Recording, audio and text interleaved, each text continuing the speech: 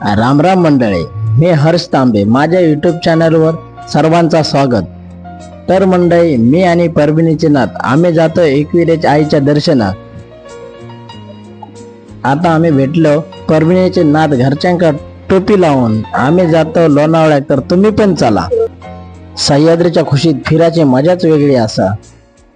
रस्त्यान जाताना आकडे तकडे हॉटेला दिसाक लागल्याबरोबर परभणीच्या नातीक भूक लागली. म्हणतो हॉटेलात चला. गाडी थांबून हॉटेलात गेलो. परभणीचे नाथ बोलले माका वडापाव होयो. एक सोडून 2 वडापाव मागवले. वडापाव येताच परभणीची नाथ एवढी खुश झाली, मागचं पुढचं विचार न करता त्यांनी बका बका खाऊक चालू केल्या. त्याच्या डोक्यात विचार येऊक लागलो, वडापाव संपान मिसळ कधी खाते ह्या विचारात त्यांनी इकडे तिकडे बघून खाऊक चालू केल्या. मी माका मिसळ घेतले, त्याच्यावरती पण डाव हात तेनेच मारले. तिकट लागता मिकट लागता सांगा ते पण खल्लास करून आता आम्ही लागलो पुढच्या प्रवासात. घाटात सापासारखी वळणा घेत घेत घेत आमची गाडी चालली होती एकविरेच्या दर्शनात. डोंगराच्या वर पोचताच परभणीक थंय सगळी केळली माकडा दिसाक लागली. माकडा दिसतात परभणीची नात म्हणतात, बाबल्याचा चेडू हैसून थैसून उडी हानीत होता. कसा बसा देता देता आता जमिनीवर पडला. परत तिने त्याला बिस्किट दिले आणि परभणीचं चढवाचं लक्ष त्याच्या आवशीकडे गेलो.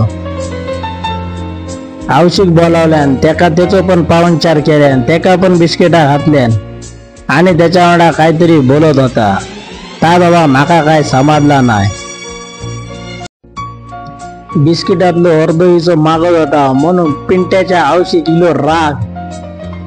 अकडे तकडे बघित होता. बघता बघता तिने त्याच्या एका राग दिल्याबरोबर परभणीचे नाथ म्हणता, आता आम्ही आपला दर्शनावर जाऊया. हय काय माझा आता काय खरा नाही.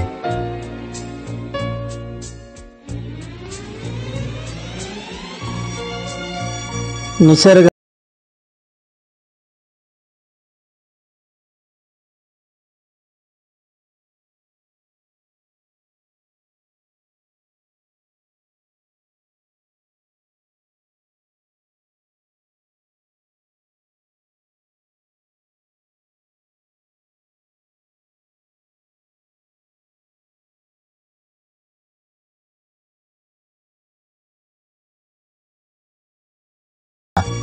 आता ह्या गेट मधनं आम्ही जातलो आतमध्ये. समोर पांढऱ्या कलरची बिल्डिंग दिसतात, त्याच्या वरतीच असा एकविरा आईचा मंदिर. आम्ही खण नारळाची होटी घेऊन पायऱ्या चढूक लागलो. परभणीचे नाथ म्हणता, एकटो कित्या चढतं, इलो होतो दोघा. म्हटलं चल तू पण. एवढ्या गर्दीत दोघा कशी दिसतलो, तरी पण म्हणता नाही माझ्या हाताक धरूनच चला व्हाया. आम्ही दोघा जोडीन चलाक लागलो. कसे देवीच्या जाग्यापर्यंत येऊन आम्ही पोचलो आणि खण नारळाच्या होटीन आम्ही देवीक सलामी दिलो.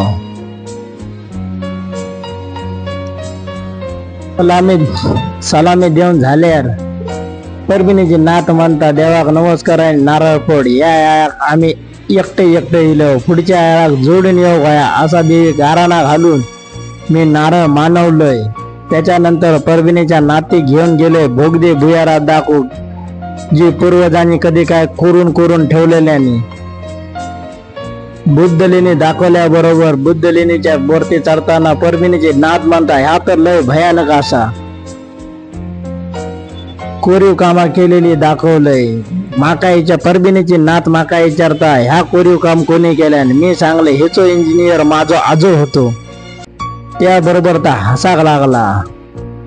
पण खरा सांगायचा तर तेव्हाच्या काळात एवढ्या लेणी कोरूचे म्हणजे साधा काम नाही, बिना इंजिनियरचा काम ह्या असा. तुम्ही पण कधीतरी इलास तर मुद्दा म्हणून लोणावळा एकविरेच्या आईच्या दर्शनात गेलास तर ही बुद्ध लेणी पण बघा. सगळी पाषाणा दाखवल्याबरोबर परभणीची नाथ एकदम खुश झाली.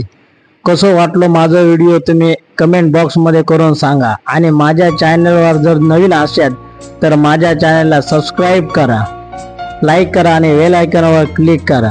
त्यानंतर पुढचा बघा. हे कसे खांब कोरलेले आहेत, एका मापात एक. अकडेचा तकडे नाही, तकडेचा अकडे नाही. सगळी एकसारखे चित्र सगळं आम्ही बघितलं. बघून झाल्यावर आम्ही आता परतीच्या प्रवासाला लागतो. माझं व्हिडिओ जर तुमका आवडलो तर नक्की लाईक करा, शेअर करा आणि सबस्क्राईब करा. धन्यवाद.